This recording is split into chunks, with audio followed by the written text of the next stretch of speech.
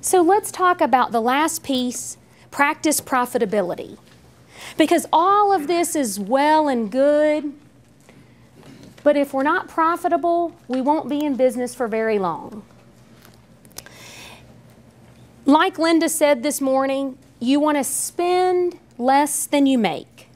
Our government, unfortunately, sometimes spends more than we make, but we need to be responsible and spend less than we make. And an ideal practice overhead is between 50 and 60%. And what I see when I'm in consulting with practices is anything from 60 to 80 to 90% overhead. And what happens is the dentists are the ones that don't get to take a salary home because everyone gets paid first. And so you guys that are new graduates or soon to be new graduates, it is so important that you control your overhead and you control your spending. Do not go out and buy a new Mercedes and a new boat and a beach home the day you graduate. Spend less than you make. The ADA and the AGD are very concerned about the amount of debt that students are graduating with. It limits your possibilities and it limits some of the opportunities because you have this anchor around your neck of $200,000, $300,000, $400,000, $500,000 worth of debt. So we're very concerned about it. So controlling the overhead. You know, when you come out of school with $500,000 worth of debt or $400,000 worth of debt, and then you want to buy into a practice or you want to start a practice or you want to build a practice, that's another $400,000, $500,000, $600,000. That's a big nut to crack for a long time. And it's important because this is your future.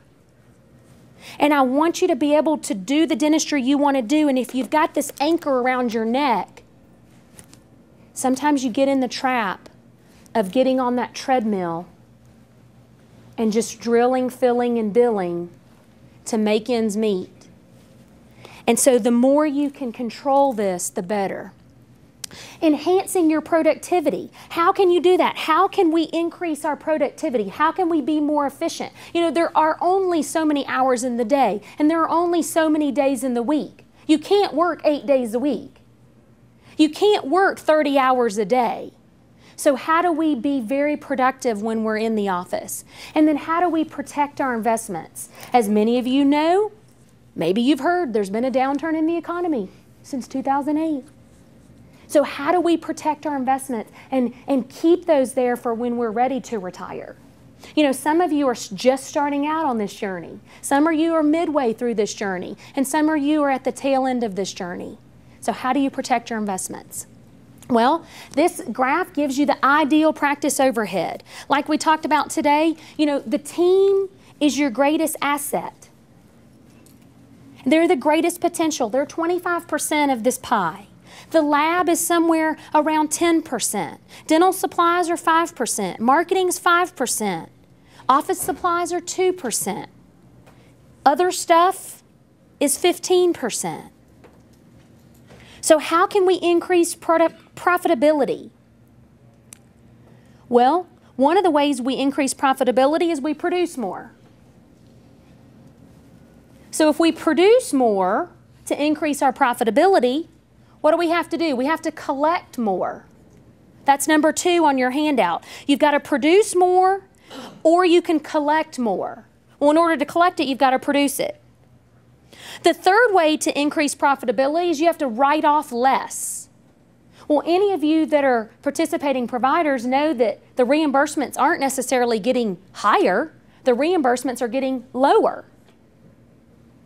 So we're fighting that battle. The fourth way to increase your profitability is you've got to reduce your overhead.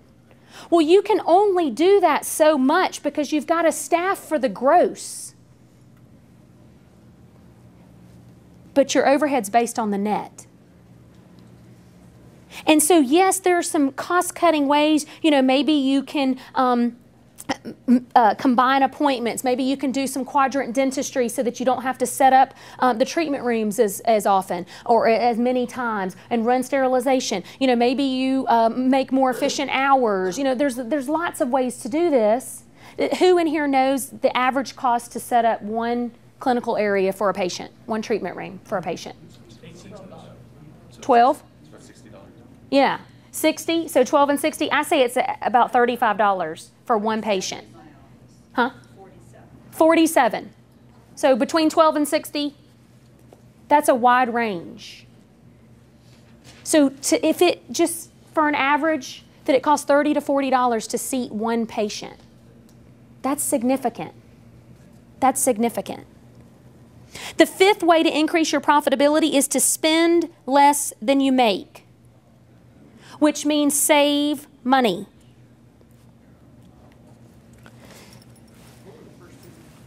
Produce more. The first one is to produce more. The second one is to collect more. The third one is to write off less. The fourth one is to reduce your overhead. And the fifth one is spend less than you make. Let's just look at these graphs, and I don't want you to get bogged down with the numbers, but just play with me for a minute. Let's pretend that your practice runs on a 60% overhead, and let's just pretend that your monthly production is $100,000. So that means your pre-tax profit is $40,000. Let's say that you're a participating provider and your adjustments are 10% for that month, okay? Which means that your adjusted production is $90,000. So you now need to do 133% of what you were doing, so 33% more of what you were doing to make the same pre-tax profit. Dentistry is not making another widget. Dentistry is a high-touch profession, and there's a high overhead attached with dental procedures and dentistry, and we can't just make another widget. If your overhead is 60%, and a lot of people are fighting to get to the 60%, and you produce that same $100,000, your pre-tax profit is $40,000, which, by the way, team members in here, that doesn't mean that your doctor makes $40,000 a month. That means that that $40,000 goes back into the practice for taxes, for investments in the practice, in equipment, other future growth, all of those things, the doctor's salary, yada, yada. It doesn't mean that the doctor takes home $40,000. This fee adjustment of 20%, so let's say on average you adjust 20% of your monthly production, now you have to do 200% of the volume to equal the same net. This is the trap. We think because we're busy that equals profitable. It doesn't. Busy does not equal profit. Let's look at 70% overhead. The same 100,000, 30,000 is the net or the profit. 10% adjustments, you've got to do 150%. So you got to do 50% more volume to make the same. This is why it gets crazy some days. And the days and the months that you feel exhausted because you've seen 1,000 patients, this is why. And you're like, but I'm not getting ahead. Exactly, because this is killing us. If we look at that 70% with a 20% adjustment, and by the way, these fees the adjustments are pretty conservative. Some plans require you to write off 30%. You've got to do 300% of the volume to make the same. So in dentistry, any adjustment comes off the bottom line, and these adjustments are not dollar for dollar. They make a huge impact on the team, on our other patients, and on ourselves. So how do we look at these things? What should the doctor's production be? Well, ideally, we would be engineering the schedule every single day, and we would have blocks in the schedule of the procedures that we want to do more of. So whether we want to do more crowns or endo or partials or dentures or implants or whatever we want to do more of, that we would strategically place those blocks so that we plan for it so that it can happen. The hygiene production, like Linda said, 33%. Go back, look at your hygiene production. Is it 33%? Is it higher? If it's higher, then maybe the doctor production isn't high enough. Why is that? Is the team co-diagnosing for you? I know they can't legally diagnose, but they can talk and they can show a patient a picture. And are they supporting you? The doctor can't be in every room all day, every day.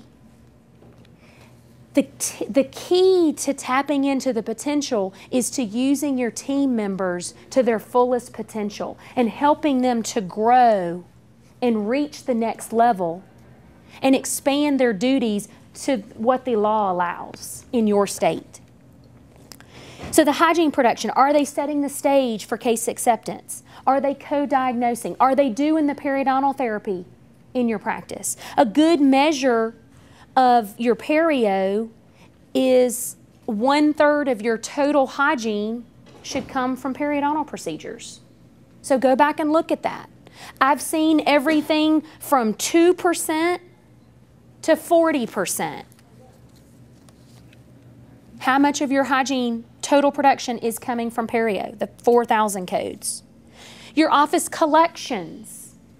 Where are you with your collections? If you can produce it, you've got to collect it. This is where the team comes in. 98%, 98 to 99% is what you should be collecting. If you're not, why? Maybe we need to look into Care Credit, Wells Fargo, City Health, whatever, to make it easy for patients to say yes and to make it fit into their life and their budget.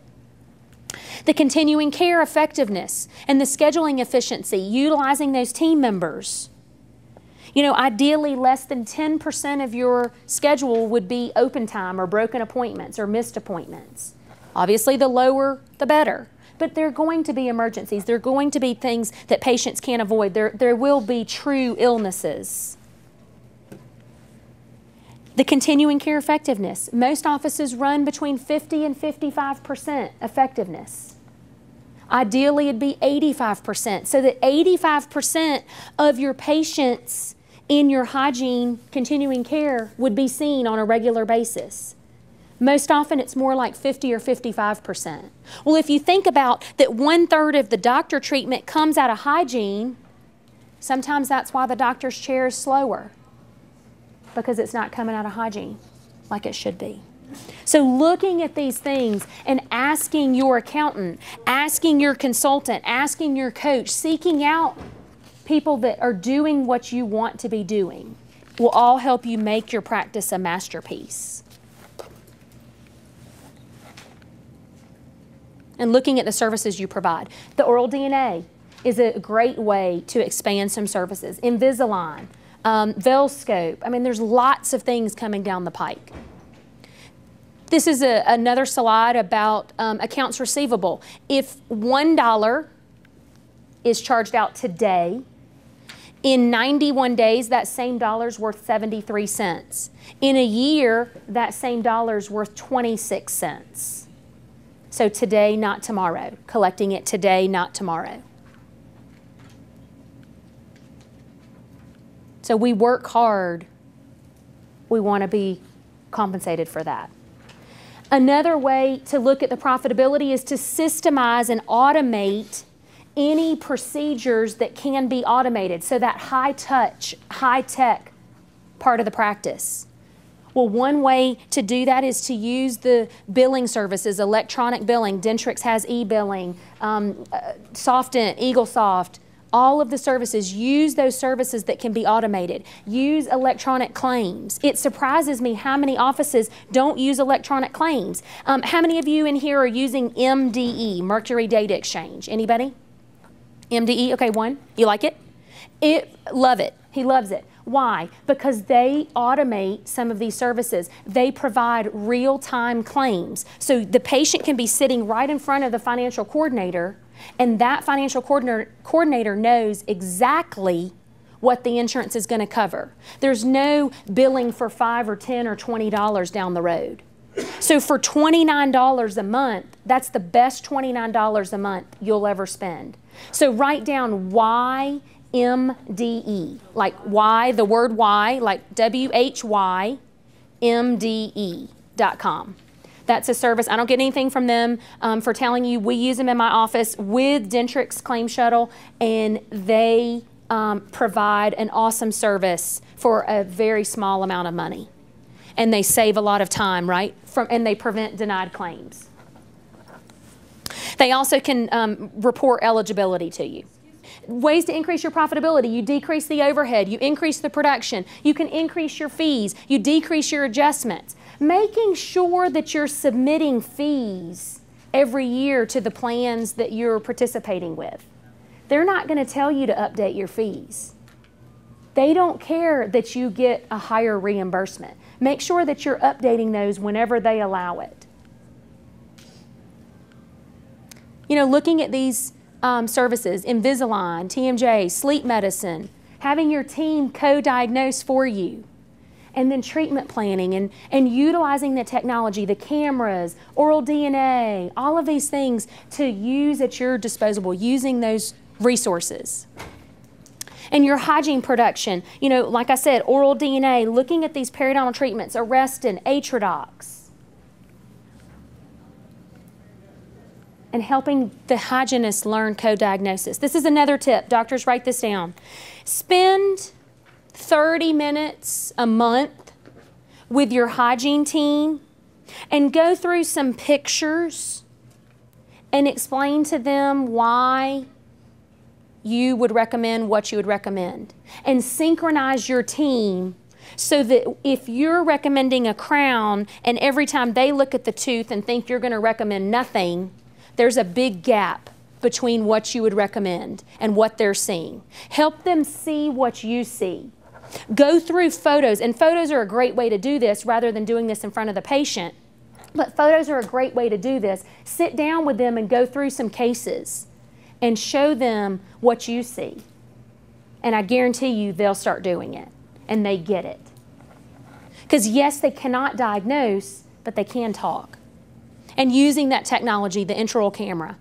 Tapping into your potential, using your team members, expanding your services, streamlining your systems, scheduling effectively, incorporating technology, really creating the masterpiece practice that you deserve.